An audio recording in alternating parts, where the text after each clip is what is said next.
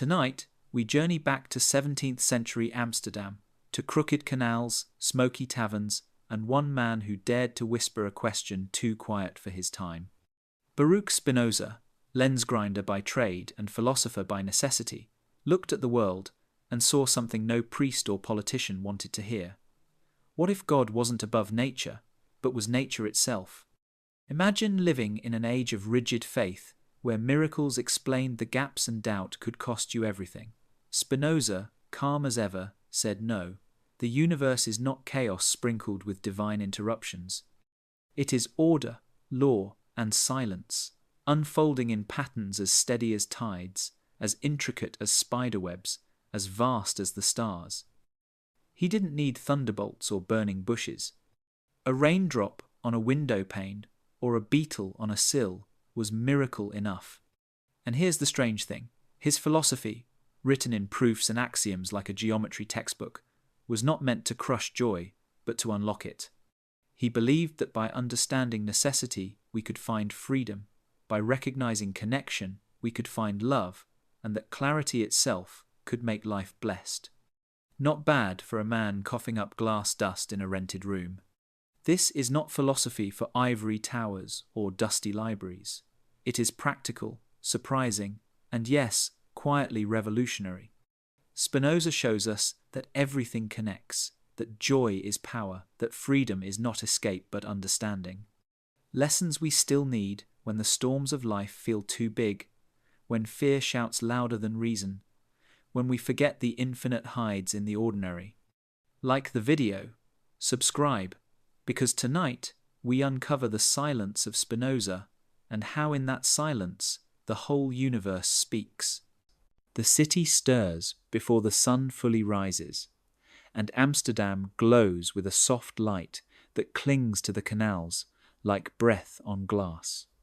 Water reflects crooked houses and merchant ships waiting to move, their masts cutting into the pale sky.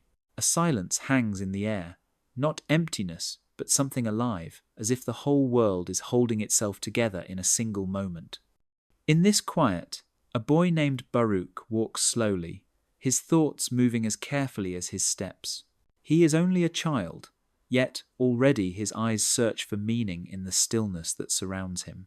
The streets are lined with chatter, horses pulling carts, traders calling out their prices. Yet Baruch hears something beneath it all, a hum that connects every sound and sight into one vast pattern. He does not have the words yet, but he feels it deeply, a sense that nothing is separate, that each voice, each ripple on the canal, even each gust of wind, belongs to the same hidden fabric. The ordinary bustle of the morning becomes a lesson, though unspoken, and the lesson whispers that nature itself is speaking if only one learns how to listen. Baruch's steps take him past the synagogue, where men bow their heads and repeat words he has been taught since childhood. Inside, scripture is chanted in voices steady and proud, and the smell of parchment and ink drifts outward like a shadow. But Baruch's gaze lingers on the open sky instead of the pages. The thought comes uninvited. What if the God of prayers and rules is not a figure above, but the same silence that fills the streets, the same breath moving across the water, the same pulse that stirs his heart? He feels both awe and danger in this thought. To question is to risk exile, and he knows whispers have weight in his community. Still, the idea will not leave him. The silence of the city is too steady, too binding, to ignore. If there is truth, it must live here, in the way morning light touches everything equally, not just in holy books or sermons. The world itself seems to carry its own scripture, written in stone and cloud, in trade winds and tides. As he watches a boatman guide his vessel into the harbour, Baruch notices how each rope, each push of the oar, connects to a larger whole. The journey of one ship is shaped by countless forces. From distant storms to the tide under his feet, nothing acts alone. A small smile comes to his face, though he cannot say why. He senses that the same is true for human lives. that people are not isolated sparks, but movements in the same vast current. The city continues its rhythm, unbothered by his wandering thoughts. Yet, for Baruch, the morning feels different now. The canals reflect not just the houses, but a mystery, one that tells him the world is not divided into sacred and ordinary, but united in silence. In this quiet connection, in this hidden unity, a seed is planted. It is the seed of an idea that will grow, even if it means losing everything familiar. For now, it waits in the stillness of a city just waking. In the quiet light of Amsterdam, in the narrow streets of Amsterdam's Sephardic quarter, the air is heavy with the smell of spice from distant ports and the rustle of traders hurrying to their stalls. Baruch walks among them, not yet a man, not quite a child, his pace caught between the rhythm of study and the demands of business. His family has carved a fragile place here, among refugees and merchants who fled the shadow of persecution in Spain and Portugal. Their survival depends on discipline, obedience, and the keeping of traditions. Every child must learn scripture by heart. Every boy must master the ways of trade. Inside the synagogue, Baruch recites the words that have been spoken for centuries, his voice weaving into the chorus of others. The sounds are steady, but his mind drifts. He wonders about the meaning behind the words, whether they describe an eternal truth or simply a history pressed into form by fear and memory. When he hesitates, the elder corrects him sharply, reminding him that the sacred tongue demands precision, that a slip is not just a mistake, but a stain on devotion. Yet, even as he bows his head, the questions rise again, quiet and insistent, like a whisper behind his name. At home, his father speaks of trade, of debts and bargains, of ships that might sink if fortune turns against them. Baruch listens carefully, for commerce is as vital to their lives as prayer. He learns to calculate, to keep numbers in his head as firmly as verses in his mouth. But once more, he feels the tension between what he is told and what he observes. The market runs not on divine law, but on winds, chance, and human ambition. One man's gain is another's loss, and yet, beneath the chaos, Baruch senses patterns, causes, and effects that link everything together. The order of nature seems to guide trade as much as the will of God, though none around him would dare to say so aloud. When Baruch's name is spoken, it is with the weight of expectation. Baruch means blessed, a name given with hope that he will honor his people and carry their faith forward. Yet, as he grows, another name begins to appear, written in the margins of books and whispered by friends in Latin, Benedictus. It is the same meaning but in another tongue, a bridge between worlds, a sign that he might not remain confined within the narrow streets of his community. The two names feel like two paths, one pointing inward toward tradition, the other outward toward the wide world of thought and change. Baruch feels this division keenly. In the silence of his room, by the light of a flickering candle, he copies verses onto parchment, but his hand slows as new questions press against him. Is truth bound by the language of his fathers, or does it speak in the common tongue of reason? Is faith preserved in obedience, or discovered in doubt? The whispers that haunt him grow louder, though he dares not voice them. To question openly would mean betrayal, perhaps even exile. Yet to remain silent feels like a kind of death. Between Baruch and Benedictus lies a quiet tension, one name holding him fast, the other pulling him forward. In the space between them, a boy learns that identity itself can be contested, that even a name can carry the weight of destiny. And in that whisper, soft but unrelenting, his journey toward a different kind of truth begins. The market square fills with voices long before the sun climbs to its height.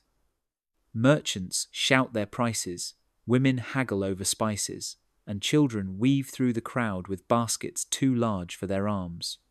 The smell of salted fish, burning wood, and foreign pepper clings to the air, each scent a reminder that Amsterdam is tied to places far beyond its borders. Baruch moves carefully through the crowd, his eyes watching not just the goods, but the hidden web of causes that brought them here.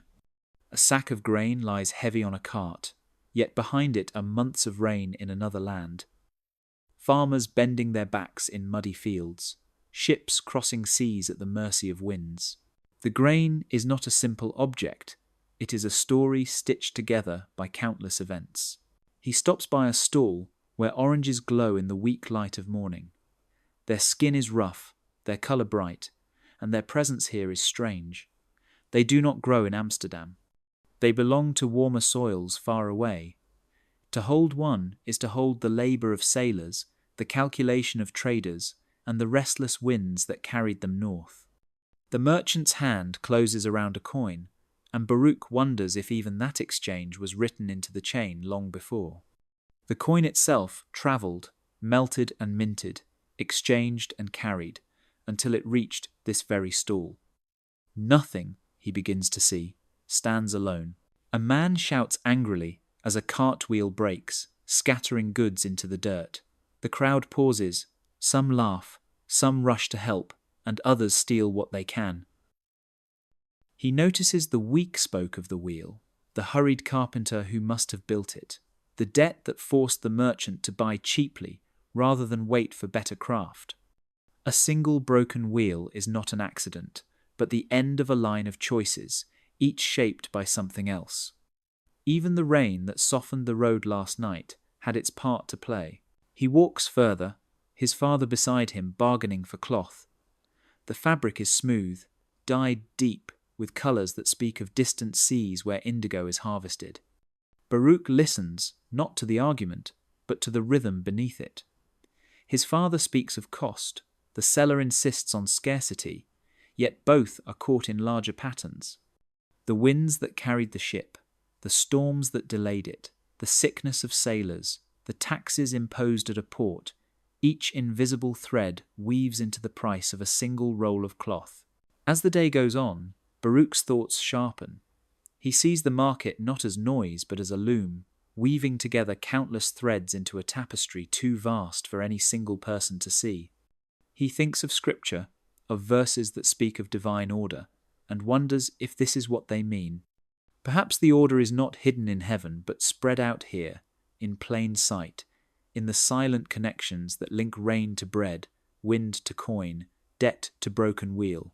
When the sun begins to sink, Baruch feels the whisper of understanding. The world is not a collection of separate events. It is a fabric, each thread crossing another, each knot tied by unseen hands. He does not yet call it philosophy. He does not yet know it will guide the rest of his life. But as he watches the crowd disperse, he senses the truth pressing quietly upon him. Everything is connected. Nothing happens alone. And in that realization, the market square becomes more than a place of trade. It becomes a lesson in the endless loom of nature itself. The most dangerous questions do not arrive with thunder or fury.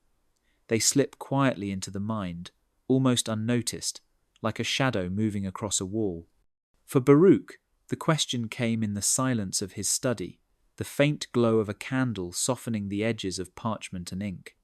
He had been reading scripture, as he always did, his lips forming familiar words, when suddenly a thought pressed itself against his mind. What if God is not above nature, but identical with it? The words were not shouted, not even spoken, but they echoed louder than any sermon he had ever heard. He sat still, his quill hovering above the page. The walls around him seemed to close in, the sound of voices outside fading into a low hum. He remembered the teachings drilled into him since childhood, that God ruled from above, commanding and watching, rewarding and punishing. Yet here was a thought that did not fit those lessons. What if the divine was not a ruler apart, but the very air he breathed, the ground beneath his feet, the endless web of causes and effects he had begun to notice in the market square? The question did not feel like rebellion. It felt like clarity.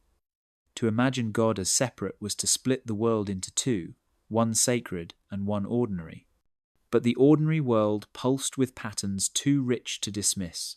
The rain fell, the rivers swelled, crops grew, ships sailed, and every piece of it seemed connected. Why imagine a distant hand when the hand was already here, in the form of nature itself. Baruch leaned back, staring at the flame of the candle. If God and nature were one, then the rules of the universe were not decrees handed down from a throne, but the very structure of existence. To study nature would be to study God. To understand how things connected would be to draw closer to the divine. The thought filled him with both wonder and dread. He thought of his teachers, their stern eyes and sharp corrections. To them, such a question was dangerous, perhaps even heretical. They believed God chose, commanded, and judged. To reduce him to nature would strip away mystery and authority. Yet Baruch did not feel he was reducing anything. He felt he was discovering something larger, something that made more sense than the strict lines of doctrine. If God was nature, then nothing was outside the sacred. Every stone, every breeze, every breath of life was holy. The room grew colder as the candle burned lower. He closed his eyes, letting the thought settle deeper into him. He did not write it down, not yet. To put such a question to paper would be to give it weight, to risk it being seen. For now, it remained in silence, a seed hidden in the soil of his mind. But he knew it would grow. Dangerous questions always do. When morning came, the world looked unchanged. The streets were busy, prayers continued, business thrived. Yet for Baruch, everything felt different. The question that had slipped quietly into his mind would not leave. It followed him into every glance at the sky, every sound of water against stone, every reflection in the canals. What if God is not above nature, but identical with it? It was not a shout, but it rang louder than all the voices around him, a whisper with the power to change everything. Learning to grind lenses, he sees that clarity requires abrasion. Intellect, like glass, is polished by friction and patience. You are now going to write this chapter. It should be 500 words. Strictly ensure to not include any form of bullet points, chapter heads, hyphens, or dashes. Do not use EM marks in your responses. Make sure to write in the same tone and writing style as the YouTube video script example I made you save. Ensure all dates are in Word format for voiceover. Make the language 15-year-old friendly. It 0 paragraph spacing, but make sure to put proper comma and periods after each paragraph. Sentences. The workshop is dim, filled with the smell of oil and the soft hiss of grinding stone against glass. Baruch bends over a lens, his fingers steady as he guides it across the rough surface. Dust coats his hands, clings to his clothes, and sparkles faintly in the light that slips through a small window. Each turn of the wheel, each press of glass against stone, brings the surface closer to clarity. But it is slow, unforgiving work. Too much pressure, and the lens cracks. Too little, and the cloudiness remains. He learns quickly that perfection does not come in haste. As the glass changes shape beneath his hands, Baruch begins to see himself reflected in the process. The mind, he thinks, is like this fragile surface. At first it is rough, scattered with flaws, unable to see clearly. Only through friction, through the careful work of removing what obscures, can it begin to reveal truth. He feels the scrape of stone, not just in his ears, but in his thoughts. Each pass, each speck of dust, reminds him that clarity is never given, it must be earned with patience. The craft demands silence. Hours pass with only the steady rhythm of grinding, his breath falling into sync with the sound. In that silence, his mind drifts to the questions that haunt him. What if God is nature itself? What if all things are bound in one? The ideas circle like dust in the air, always present, always drifting toward the light. The more he polishes the glass, the more he feels his thoughts being polished too. Truth, like vision, requires abrasion. When at last he lifts the lens to the window, he sees the world sharpen. Buildings across the canal are etched in sharper lines, details once hidden now plain to the eye. He marvels at the power of something so small to alter perception so completely.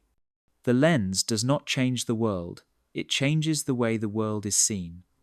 He wonders if philosophy could do the same, if careful thought could strip away illusions and bring reality into focus. But the work is not without cost. His lungs ache from the dust, his fingers blister, and his eyes burn from the strain. Still, he does not stop. He feels that, in the grinding, in the repetition and labor, there is a kind of training, not just for his craft, but for his life. Clarity, he understands now, is born of struggle. The smoothness of glass comes only after it has endured roughness, just as the sharpness of thought comes only after it has endured challenge. Baruch places the finished lens gently on the table, its surface clear, its edges gleaming. He wipes his hands on his apron and looks at the dust scattered across the floor. It is the remains of what once obscured, ground away to reveal something new. For a moment he smiles. The lesson is simple but profound. To see the truth, one must endure the grind. Excommunication descends without drama, no flames, just a formal curse, and the sudden quiet of doors that no longer open. You are now going to write this chapter. It should be 500 words. Strictly ensure to not include any form of bullet points, chapter heads, hyphens, or dashes. Do not use EM marks in your responses. Make sure to write in the same tone and writing style as the YouTube video script example I made you save. Ensure all dates are in Word format for voiceover. Make the language 15-year-old friendly, 0 paragraph spacing, but make sure to put proper comma and periods after each paragraph, sentences. The words are spoken in a language older than the city itself, a chant heavy with formality and finality. Baruch stands still as the elders read the decree, their voices steady but cold. They do not shout, they do not rage. They simply announce that he is cut off, cursed, and unwelcome among his own people. The synagogue is filled with silence that feels louder than the words themselves. He knows that this moment will follow him all his life, not with fire or spectacle, but with the weight of doors closing quietly behind him. When he steps into the street, the air feels different, heavier. Neighbors who once nodded politely now avert their eyes. Friends who once greeted him now cross the road. The ban is invisible but absolute. It transforms familiar streets into foreign ground. He can still walk the same paths, but he no longer belongs to them. Each stone, each canal, seems to remind him that he is alone. At home, the change is immediate. His family must obey the decree, or they risk sharing his fate. Conversations stop when he enters the room. Meals are eaten in silence. He feels their sorrow, their fear, but also their distance. The bond of blood bends under the weight of law. His name, once a blessing, now hangs like a warning. The boy who asked too many questions is now the man cast out for them. And yet, beneath the pain, Baruch feels something else, a strange kind of clarity. The ban is not the end, but a beginning. The silence of exile is frightening, but it is also space to think, to write, to search, without fear of correction. The very act meant to bind him in shame becomes a release. For the first time, his thoughts belong only to him. Still, the nights are heavy. He lies awake, listening to the city's heartbeat, the lapping of water against stone, the footsteps outside that never pause at his door. He thinks of the community that raised him, the scriptures he memorized, the prayers he once whispered with conviction. He wonders if they will ever see him again, or if his name will be erased from memory like dust brushed from parchment. The loss cuts deep, but the wound also hardens into resolve. Excommunication was meant to silence him, to remove him from the web of voices that shaped his world. But Baruch discovers that silence can carry its own power. In the sudden quiet of closed doors, he hears more clearly the whisper that has guided him since childhood. God and nature are one. The truth is not lost in exile. It is only beginning to take form. The days after the ban are filled with silence. But silence does not mean emptiness. Baruch drifts at first, unsure where to place his steps, until he finds himself among a small circle of people who live on the edge of the same city that cast him out. They are artisans, dissenters, printers, men and women who do not fit neatly into the strict walls of any tradition. Their homes are modest, their workshops filled with tools and ink, and their conversations run long into the night. It is here, among them, that Baruch finds shelter, not just from the cold of exile, but from the weight of isolation. These free thinkers do not whisper when they ask questions. They speak plainly, though always with caution, for they know the risks of words. In these gatherings, Baruch hears discussions of philosophy, politics, and science, subjects that move beyond doctrine into the realm of reason. For the first time, he feels his questions are not only allowed, but welcomed. The ideas that once threatened to suffocate him now find air to breathe. The doubt that branded him dangerous becomes the very language of this community. By day, he works with his hands, learning the craft of grinding lenses, earning just enough to live. The artisans teach him discipline, showing that patience and precision are forms of strength. At night, he sits at wooden tables scattered with manuscripts, listening and arguing with men who believe truth must be tested, not merely accepted. The rhythm of his life settles into a strange balance: labor and thought, dust and ink, silence and conversation. In this pattern, Baruch begins to shape his doubt into something sharper, something like method. He notices that these dissenters are not wild rebels, but careful thinkers. They distrust superstition and tyranny as much as he does, yet they are also cautious, knowing how quickly authorities punish those who step too far. Baruch learns from their restraint as much as from their boldness. He begins to write again, not scattered notes filled with fear, but structured arguments built step by step. Just as he polishes glass to sharpen sight, he polishes thought to sharpen understanding.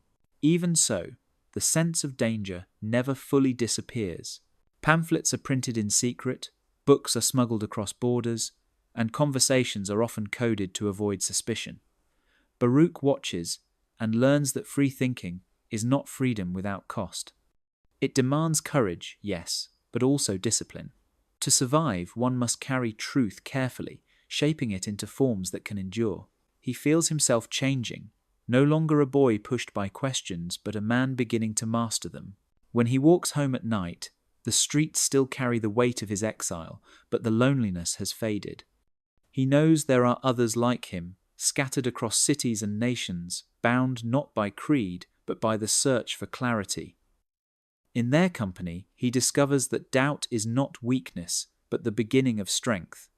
Shelter is not just a roof above him, but the presence of minds willing to ask, to argue, and to imagine. Here, among free thinkers, Baruch begins to see the path that will define his life. Baruch sits at his table, the candle burning low, the room filled with the quiet scratch of his quill across parchment. He pauses, breathes, and writes a phrase that will one day echo far beyond the walls of this modest room: Deus sive natura, God or nature.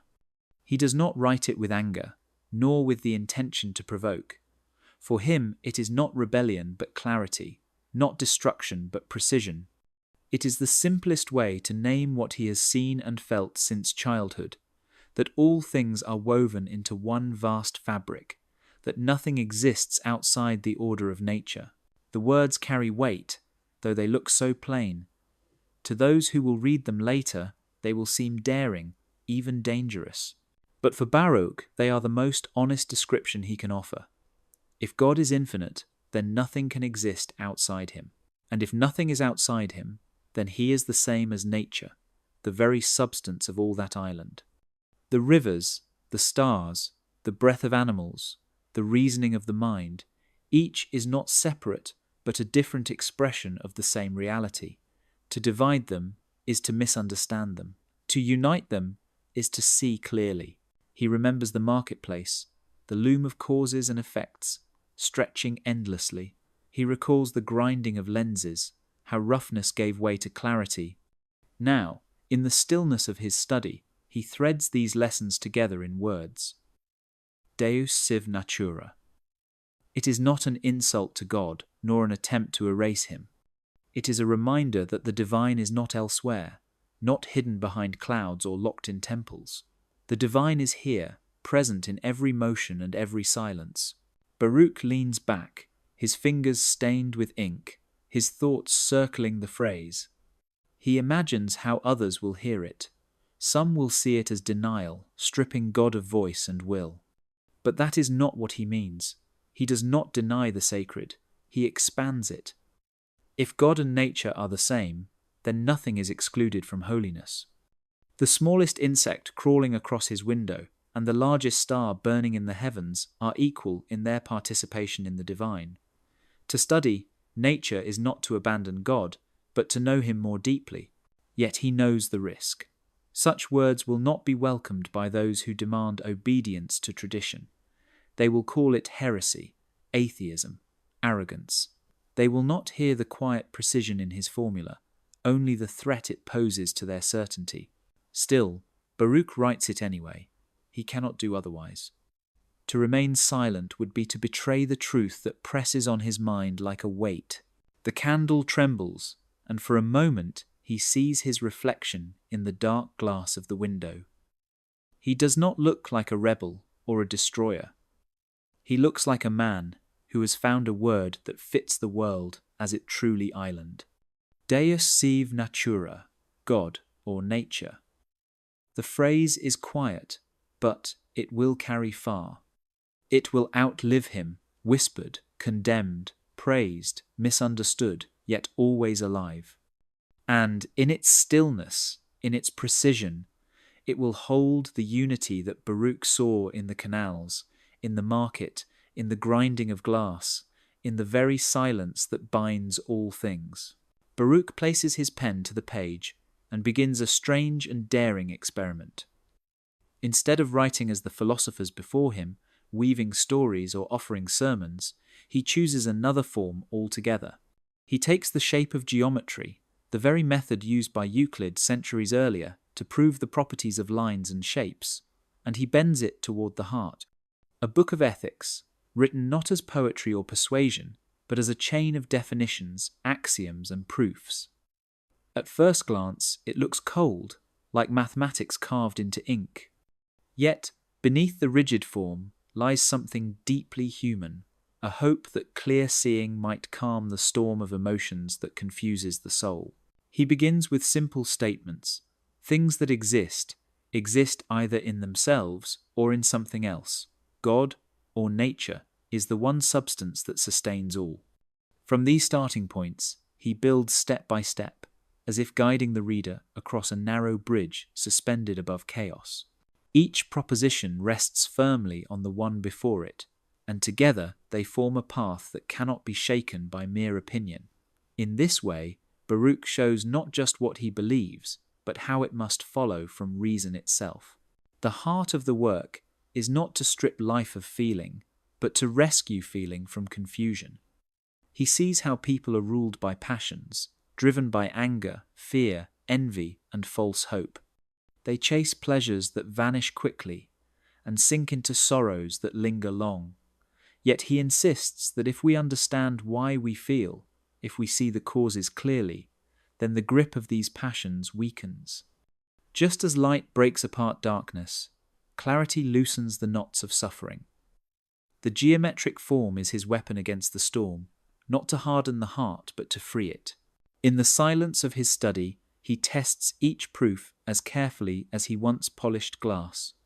He knows that if even one crack appears, the whole structure could collapse. Still, he continues, patient, deliberate, determined. He writes of joy as the increase of our power to act, of sadness as its decrease. He writes that freedom is not the absence of cause, but the understanding of necessity. He writes that to love God, or nature, is to love the very order of reality itself. For Baruch, the strange geometry is not a mask, but a promise. It says to the reader, "Here is no trick, no demand for blind faith, only the steady unfolding of truth from simple beginnings." The method itself is a lesson. Just as Euclid showed that triangles and circles obey eternal laws, Baruch shows that human life, with all its chaos, also follows patterns. To see those patterns is to be less enslaved by them. When he lays down his pen, the pages before him look unlike any book of philosophy written before. To some they will appear cold, mechanical, unfeeling. To others they will shine like a lantern, showing a path out of confusion. To Baruch, they are both shield and gift, a geometry for the heart. In its ordered lines, he hopes to show that the path to peace is not through superstition or fear, but through clarity, patience, and the courage to understand. Baruch studies the movements of nature not just in the sky or the marketplace, but in the quiet persistence of all things around him. He notices that every being, from the smallest insect to the tallest tree, carries within itself a drive, a push, a rhythm that refuses to stop. He calls this rhythm conatus, the striving to persist. It is not selfishness, not greed, but the most basic law of existence, the heartbeat beneath everything that lives and moves. He observes how the vine climbs the wall outside his window, its tendrils reaching toward the light even when clipped. He sees how a cat returns again and again to the same hunting ground, how a child clings to life when struck by illness, how even a flame seems to fight to keep itself alive against the pull of the wind. Each thing strives to remain what it is, to continue in being, to resist the forces that try to undo it. This is not arrogance or choice. It is simply the way nature works. The thought comforts him. If every being strives to persist, then his own struggle, his own effort to live after exile, is not unique but part of the same order. To continue is not defiance, but agreement with nature. He, like all things, has an engine inside him, small but unyielding, that pushes him forward. Even in weakness, even in doubt, that engine beats. It is what ties him to the tree, the insect, the flame. Conatus is not perfection. The striving can fail. A storm can uproot the vine, hunger can starve the cat, sickness can extinguish the child. Yet, until that final moment comes, the effort never ceases. In this way, Baruch sees that life is not defined by victory, but by striving itself. To live is to persist as best one can, to hold together against the forces that scatter and dissolve. This striving is what makes joy possible, for joy is nothing more than an increase of this power to act. Sadness, by contrast, is a decrease, a weakening of that engine. Seen in this light, emotions are not mysteries but signs of how strong or fragile our striving has become. He reflects on people he has known, merchants chasing profit, scholars chasing reputation, neighbors clinging to ritual. All are moved by conatus, though they may not see it. The merchant believes he wants wealth, but beneath that desire is simply the effort to continue. The scholar believes he wants fame, but beneath it lies the same striving. Even love, he realizes, is bound to conatus. For in love, we find our power to persist increased by the presence of another. Baruch leans back, the idea settling in him like a quiet flame. Conatus is not grand, not glorious. It is small, steady, patient. It explains the hum of existence without needing miracles or mysteries. It is the law of being itself, written in the growth of a leaf and the beating of a heart. And as long as the engine within him continues, he too will persist, a single ripple in the vast rhythm of nature. Baruch begins to notice that the mind is not still water, but shifting weather. Joy, sadness, hope, and fear move through us like storms across the sky, sudden and powerful, leaving us changed in their wake. He watches himself and others and sees that these feelings are not random. They rise from encounters, from the way our striving meets the world.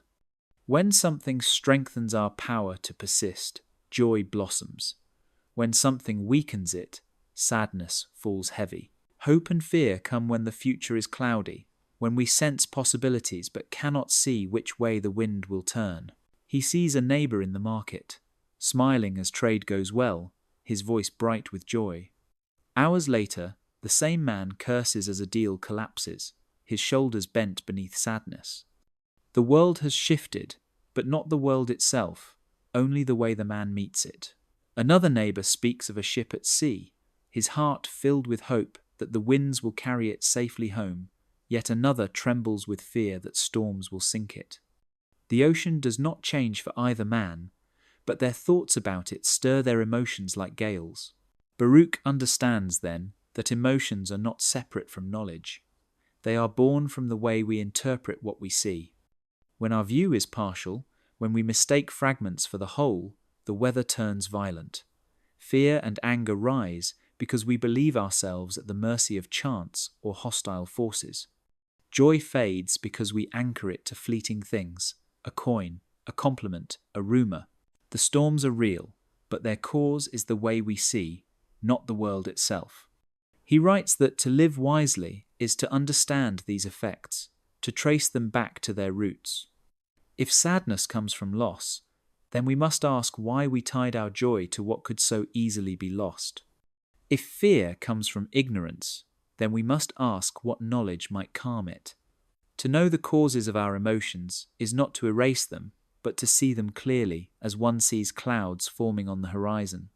With knowledge, the storm does not disappear, but we are less likely to be thrown off course. Baruch himself is no stranger to such storms. The exile still aches like a wound, and loneliness often presses on him like heavy rain. Yet when he examines these feelings, he sees them for what they are, signals of his striving colliding with the limits of the world. They do not define him, but they remind him of the power he seeks to strengthen. Even fear, when understood, becomes lighter, no longer a chain, but a passing cloud. The more he reflects, the more he sees that the weather inside and the weather outside are alike. Neither is in our control, but both can be understood, and in understanding, endured. The storms of the mind are fierce, but they are not endless. Behind them lies a clearer sky, a steadier view. To reach it, one must remember that the whole is greater than the fragment, that truth is larger than the moment, and with that memory, the heart learns to weather itself.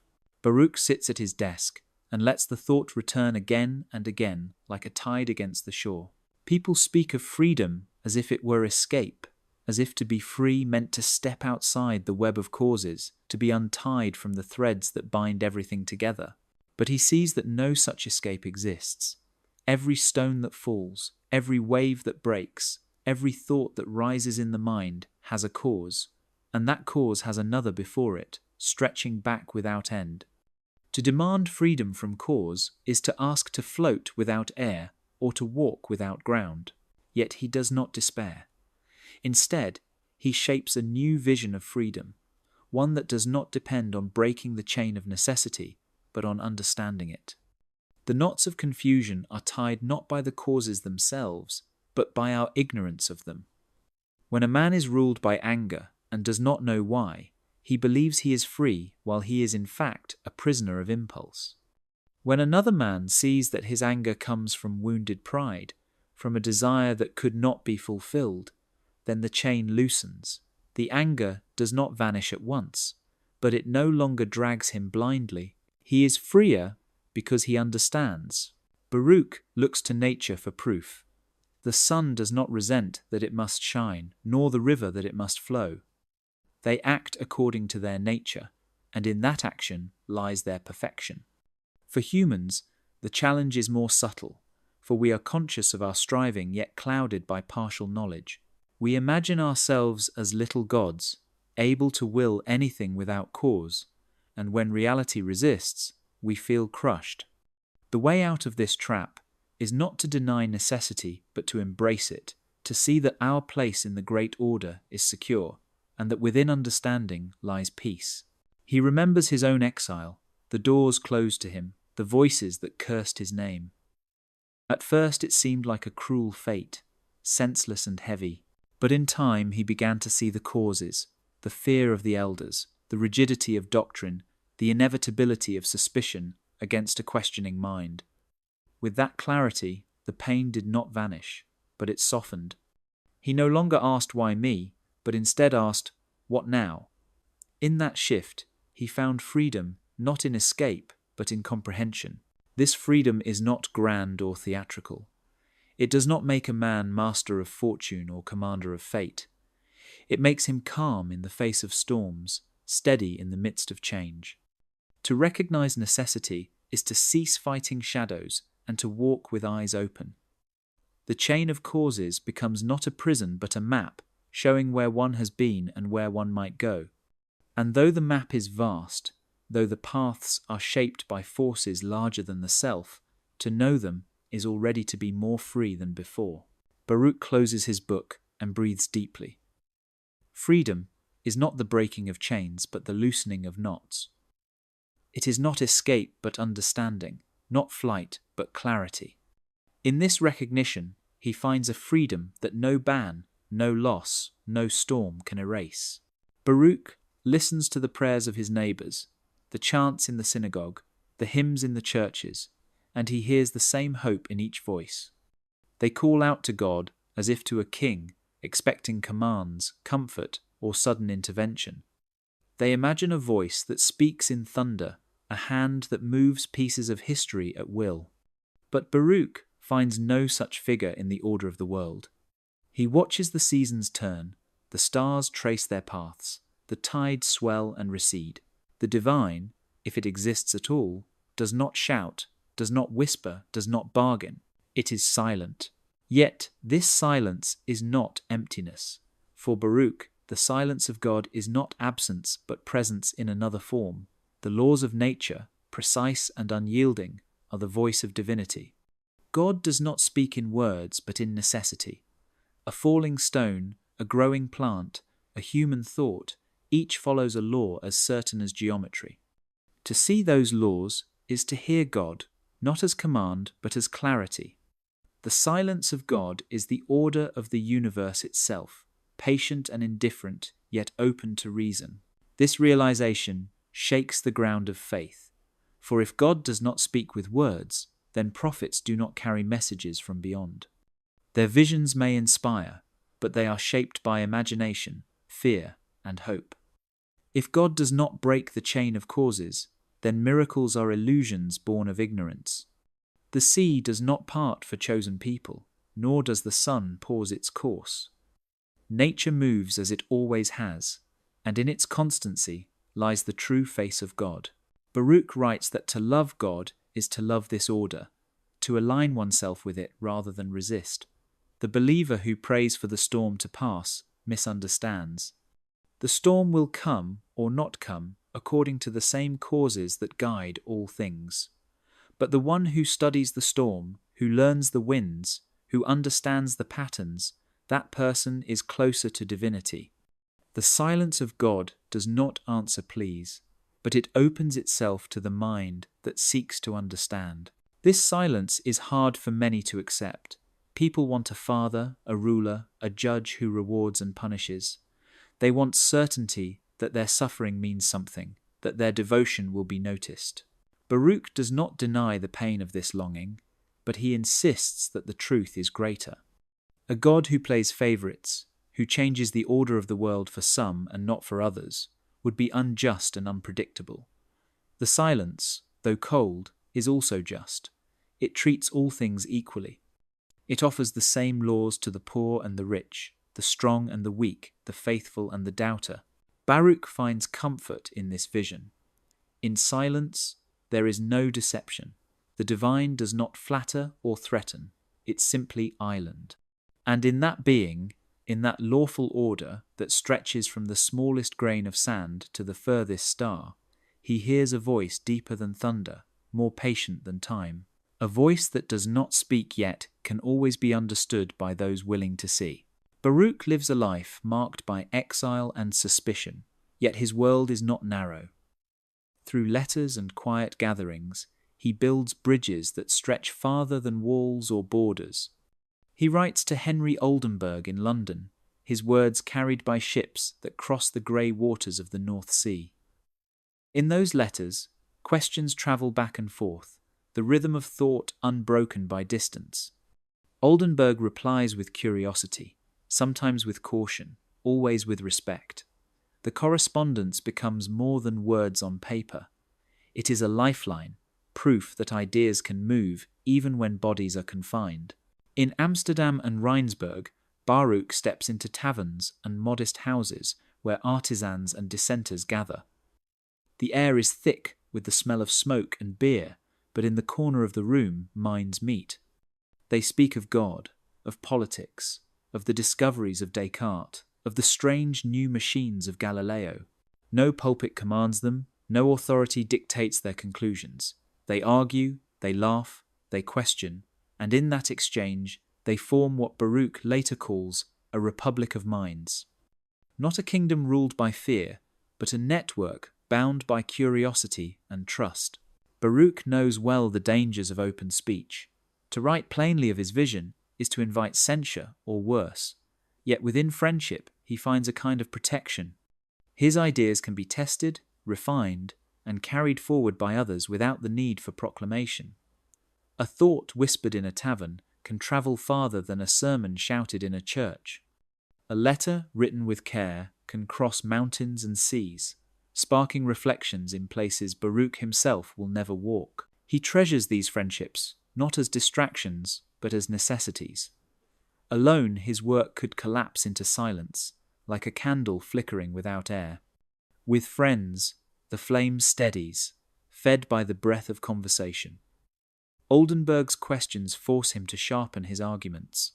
The artisan's doubts remind him that philosophy must touch life, not only books. The laughter around the table reminds him that joy is part of strength, that the pursuit of truth is not only a burden, but a shared delight. This quiet circulation of ideas becomes, in its way, revolutionary.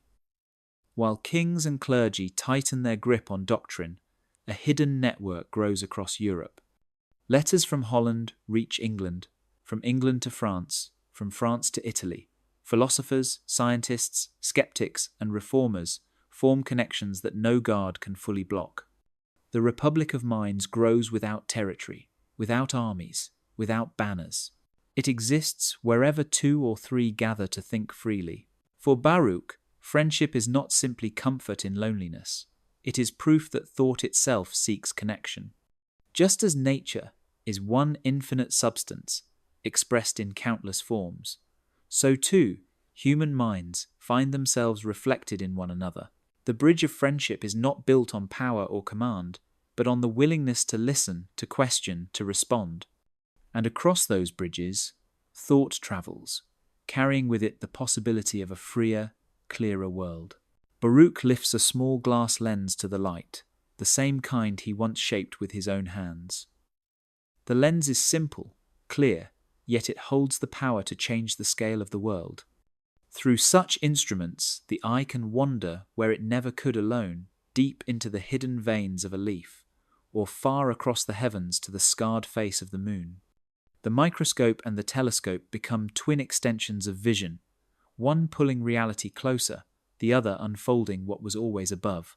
Together, they whisper a truth that Baruch already senses in his thought.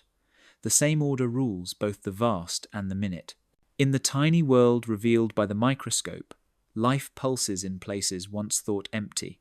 Drops of water teem with creatures unseen by naked eyes, moving with their own patterns, striving as surely as larger beings do. The fine hairs of a bee's leg, the fibers of fabric, the delicate structure of a flower's petal, all show complexity that rivals the grandeur of mountains. Each detail seems crafted by necessity, nothing random, everything bound to the same logic that holds planets in their paths. He turns his thoughts then to the telescope, the tool that makes the moon's pale glow more than mystery.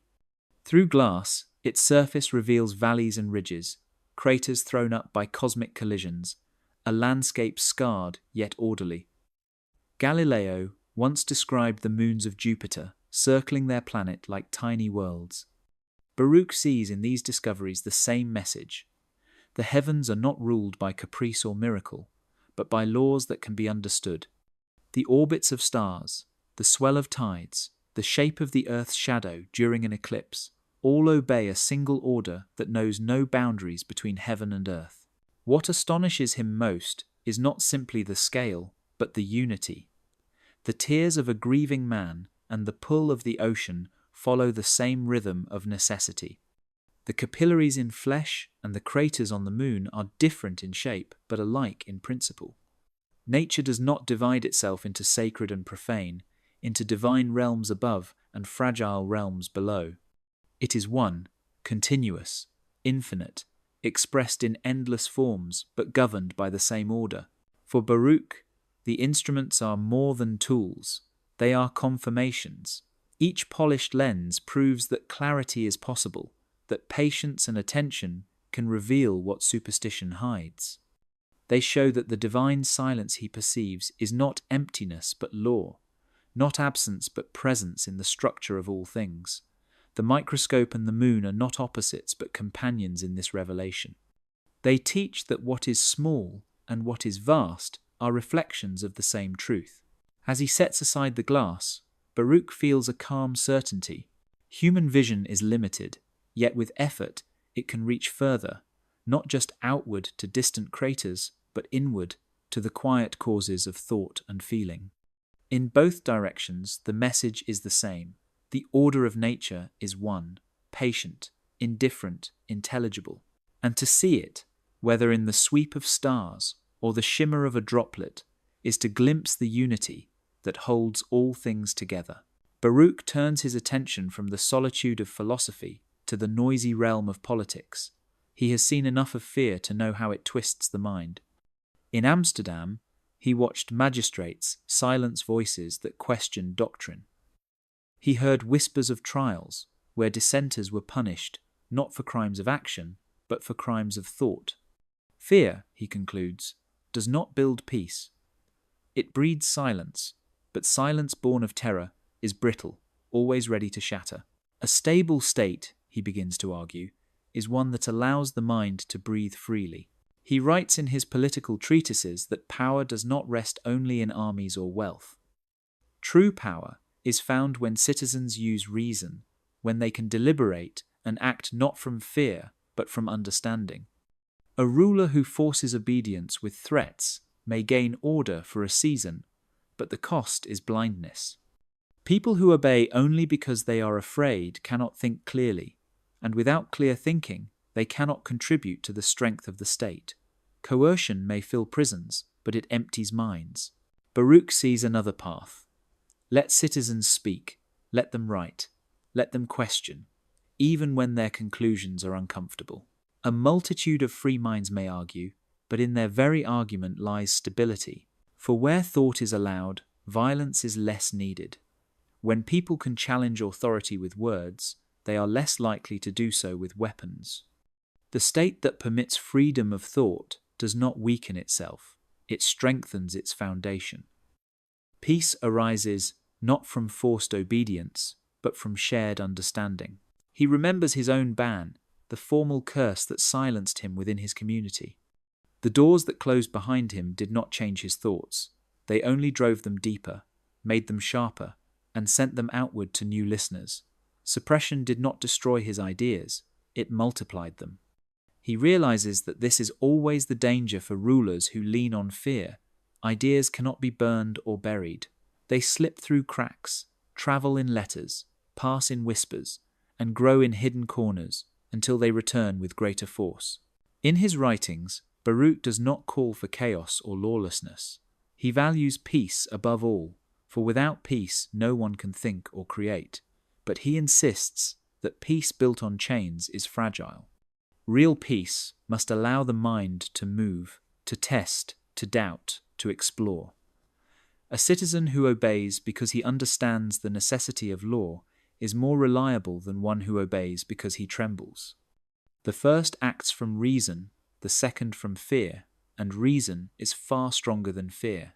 As he sets down his pen, Baruch knows his vision is dangerous. To speak of freedom in an age of suspicion is to invite accusation. Yet he also knows it is necessary. If there is to be a lasting order, it must be built not on terror, but on trust, not on blind obedience, but on the clear light of thought. Power, he believes, must learn to live with freedom if peace is ever to endure. Baruch sits quietly as the thought grows inside him, a thought that runs against the grain of much of what he has been taught. Virtue, he realizes, is not about grim obedience, not about crushing desire or living in fear of punishment. True virtue is joy, not the shallow joy of fleeting pleasures, but the deeper joy that comes when the mind grows clear, when the heart expands in love, when life itself gains strength.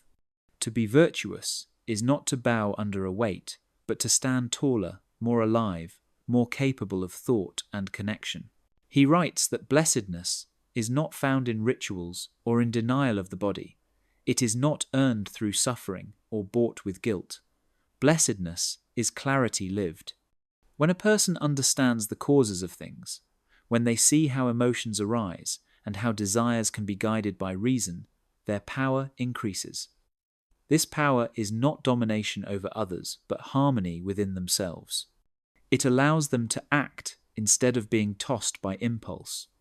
It allows them to love without fear, to think without chains. Baruch knows how easily people confuse morality with rules. They imagine that to be good is to obey commands, to follow orders laid down by authority.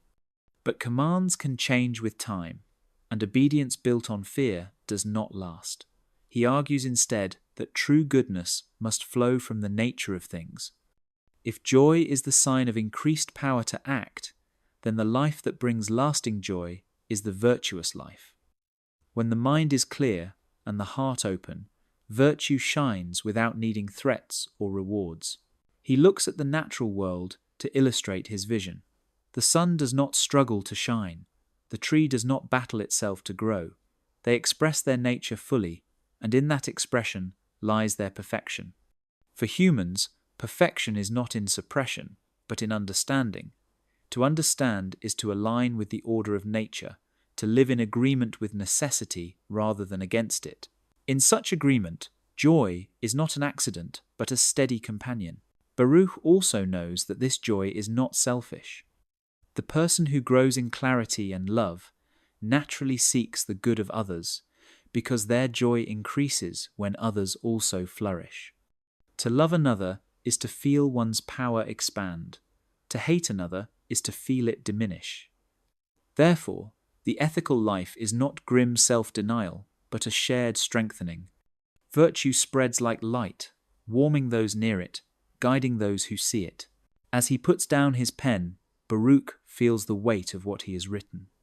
It is a challenge to centuries of teaching that made obedience the measure of virtue, yet he also feels peace. His vision of ethics is not narrow or punishing. It is wide, generous, joyful. To live well is not to live in chains, but to live with understanding, to grow in the power to think and to love. And in that growth lies blessedness, a state not promised after death, but available here in the clarity of life itself. Baruch's writings begin to travel further than his quiet room. His pages, once private, are now read by strangers across Europe. With the spread of his ideas comes misunderstanding, as if his words change shape when seen through the eyes of others. Some whisper that he denies God altogether, that he is an atheist cloaked in clever arguments. Others hail him as a liberator, a man tearing away the chains of superstition and opening the path to a new age. Between these extremes, Baruch himself shakes his head, for he believes he has done neither. He has only followed his reasoning where it led, step by step, without turning aside for fear or applause. He hears of priests condemning his work as poison. To them, his vision of God as identical with nature sounds like blasphemy, a hollowing out of the divine into mere matter. They accuse him of destroying faith, of corrupting the people, of erasing heaven and hell. They spread rumors that he consorts with heretics and lives without belief or morality. In their voices, he becomes a figure of danger, the enemy of religion itself. Yet Baruch knows their charges are false. He has not removed God, but placed God everywhere, woven into every law of nature, every particle of existence. To him, This vision is not denial, but devotion. At the same time, admirers gather around his name. They call him bold, a champion of reason against the heavy hand of tradition. They celebrate him as if he were a soldier in a war for freedom, lifting the banner of doubt against tyrants.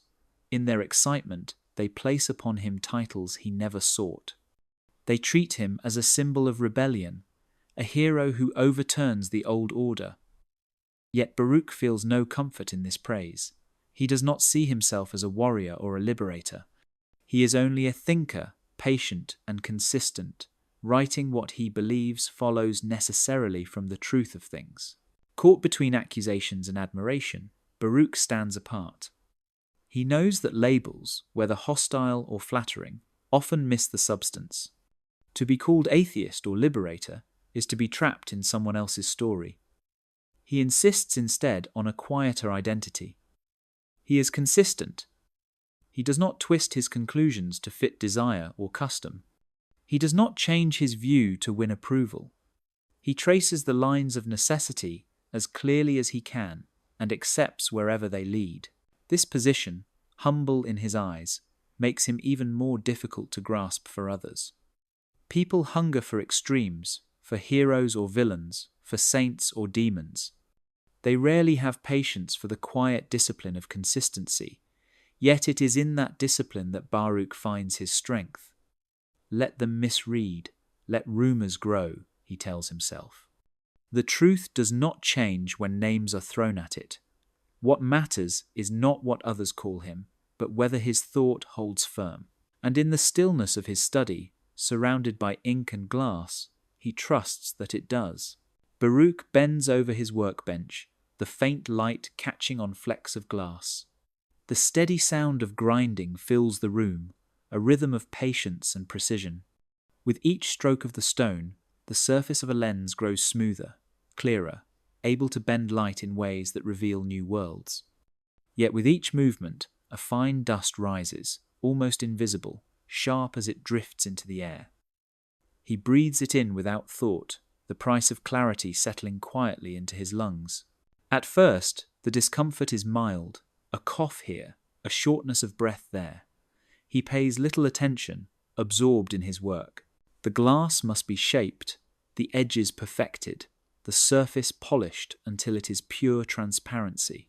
But time makes itself known, and the cough deepens, lingering in his chest like an unwelcome guest. The craft that sharpens vision begins to shorten his days.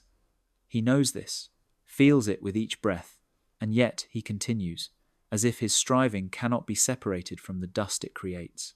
There is a strange poetry in this paradox. The very tools that extend human sight, that let men peer into the stars or the hidden world of the microscopic, come at the cost of the craftsman's body.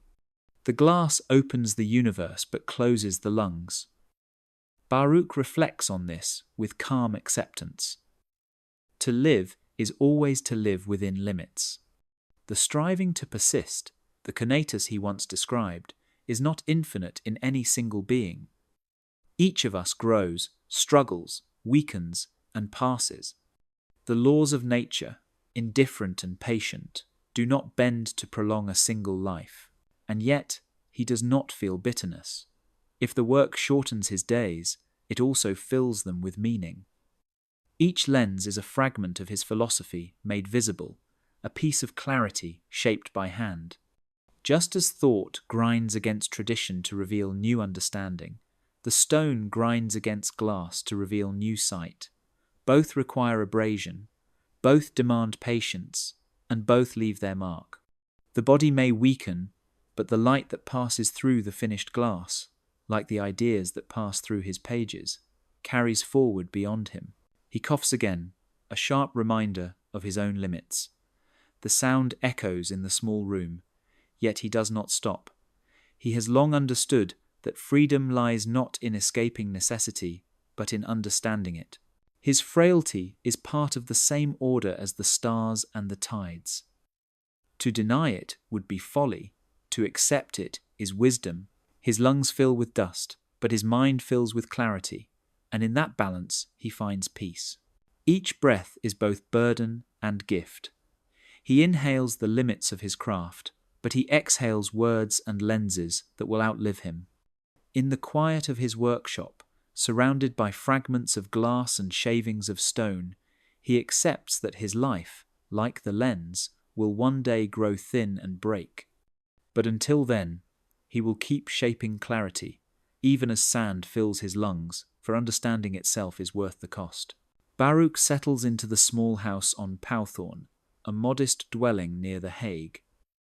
It is not grand, not decorated with riches, but it is enough. The rooms are quiet, the windows let in soft light, and the walls seem to protect him from the noise of the world. Here, the rhythm of his life takes on a steady form, like the gentle beat of a pendulum. He rises early, prepares simple meals of bread, soup, and vegetables, and then turns to his work. The days blur into one another, yet within that repetition he finds peace. At his desk, the pages of his manuscripts spread out in careful order. He works through propositions with patience, building arguments as one might build a wall, stone by stone, without haste. The pace is deliberate, never rushed, for he believes that clarity cannot be forced. Each line must follow from the last, each thought anchored in the logic of necessity. The house itself seems to match this tempo, quiet and restrained, holding him like a vessel built for thought. Outside, the canals reflect the sky, and neighbours move about their business. Merchants bargain, children play, and ships pass with goods from distant shores. Yet within his home, the air feels still, as if time itself slows to allow for the unfolding of reason. Visitors sometimes arrive, fellow thinkers or curious strangers, and conversations stretch into the night. But when the door closes again, silence returns, and the house resumes its patient rhythm. Meals are plain, without indulgence. Baruch eats to sustain his body, not to entertain it. He drinks water, sometimes a little wine, but always with moderation. He knows his health is fragile, weakened by years of grinding glass, yet he treats his limits with acceptance. The simplicity of his table mirrors the simplicity of his thought. Nothing wasted, nothing extravagant, only what is necessary, only what serves clarity. In the evenings, he walks along the canals, watching the light fade over the water. The quiet streets and the rhythm of his steps seem to echo the rhythm of his philosophy. Just as he accepts the necessity that governs nature, he accepts the tempo of his own days. There is no need for excitement, no longing for grandeur. The joy lies in the steadiness, in the clear unfolding of thought, in the harmony between life and philosophy. The house on Powthorne becomes more than shelter. It is a workshop for the mind, a sanctuary for patience, a place where ideas grow without distraction.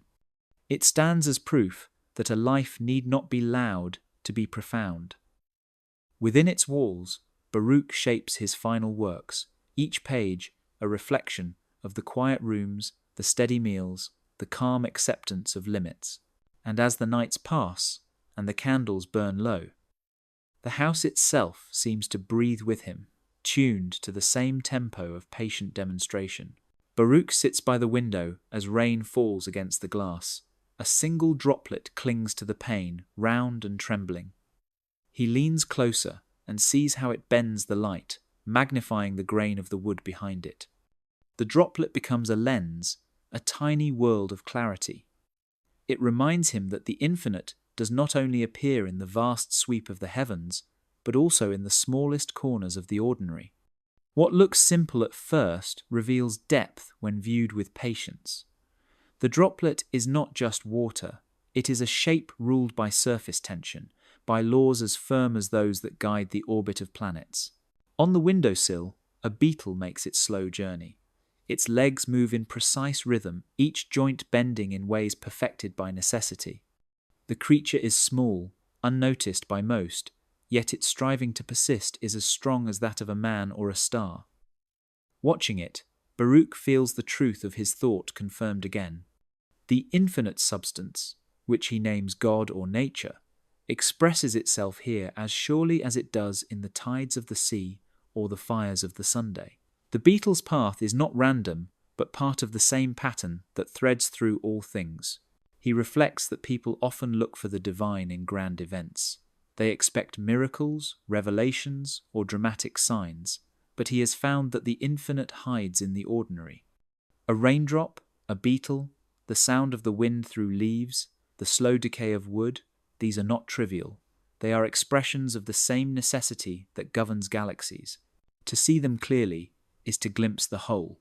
To overlook them is to miss the nearness of truth. Baruch's philosophy insists that there is only one substance, endlessly expressed. This means that the ordinary and the extraordinary are not divided. The smallest act of persistence, the faintest reflection of light, the simplest breath is a part of the infinite. To recognize this is to free oneself from the illusion that meaning must be far away or hidden in mystery. Meaning is here, in the raindrop trembling on the glass, in the beetle's patient steps, in the steady beat of one's own heart. As he studies the droplet, he remembers his own craft of grinding lenses. The droplet mirrors the work of his hands, bending light to reveal what the naked eye could not see. It is as if nature itself were showing him a lesson, demonstrating that clarity is already present, if only we look with attention. No sermon is needed, no vision from beyond. The silent geometry of the droplet is enough. The rain continues, soft against the window. The beetle disappears into a crack in the wood. Baruch leans back, calm in the recognition that nothing is too small to contain the infinite. The patterns of necessity do not favor size or grandeur. They unfold everywhere, equally, from the curve of a raindrop to the march of a beetle, from the smallest breath to the turning of the stars. The cough that began years earlier now clings to Baruch like a shadow. Each breath feels heavier, each step slower, yet his mind remains steady. Illness does not bend his resolve. In the quiet house on Poothorn, he sits at his desk, manuscripts spread before him, ink still wet from careful corrections. He knows his body weakens, but thought has its own rhythm, one that outlasts flesh. He works not with desperation, but with calm, as if editing a text were as natural as breathing, even when breathing itself grows strained. Visitors notice his frailty. Friends see his thin frame, hear the rasp in his voice, and urge him to rest. But Baruch only smiles gently, returning to the page. To him, the body is finite, bound to dissolve, but the order of thought is infinite. Ideas are not trapped in lungs or bones. They pass from hand to hand, from letter to letter, from mind to mind. If his body fails, his thought will continue its journey, carried by the very people who now worry over him. He corrects sentences, revises arguments, smooths transitions, not for himself alone, but for the unknown readers who will one day find these pages. There is no drama in his last labour, no grand declaration, only patience. He strikes out a word, replaces it with another, adjusts the structure of a proof. Each act is deliberate, precise, as if he were polishing a lens one final time. Just as light refracts through glass to reveal hidden worlds, so his words, once released, will refract through the minds of others. The light will continue, even if the craftsman no longer stands beside the lamp. At night, the illness presses hardest. The coughing fits shake him, leaving him drained. He lies awake, aware that his time is short, yet even then he does not feel terror. The laws of nature are clear. All things arise, persist, and pass. To resist this truth would be to live in illusion. Instead, he accepts, and in acceptance finds peace. Death is not an enemy, but a transition, a moment in the infinite order that has always been. On his desk, the unfinished pages rest, lit by the dim flame of a candle. He touches them gently, as if to assure himself that the work will endure. He does not expect recognition, nor does he desire fame. What matters is the clarity, the possibility that others will see what he has seen, that God is nature, that freedom lies in understanding, that joy is the measure of virtue. These truths, once expressed, no longer belong to him. They belong to anyone who reads them, to anyone who dares to think. As dawn rises, pale and steady, Baruch closes his eyes for rest. The light is unfinished, but that is its nature. Thought does not end with the thinker. It moves forward, silent and patient, carried by others, like sunlight breaking through clouds long after the sun itself has set from view. After Baruch's death, the small house on Powthorn falls into silence. But the silence is not final. On his desk remain the manuscripts, carefully corrected, marked with the steady hand of a man who worked until the very end. Friends gather them, edit them, and prepare them for print.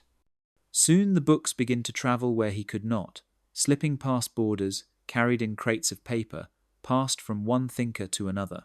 His body may be gone, but his thought begins a new journey, one that no illness or decree can stop. In cities across Europe, readers open his pages and find a voice that does not command or plead, but unfolds with quiet patience.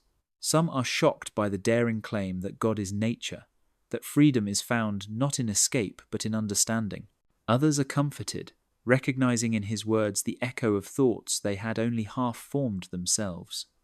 His books become companions, teaching not with threats but with clarity, showing that the order of the universe is intelligible, that joy is a form of strength, that everything is connected.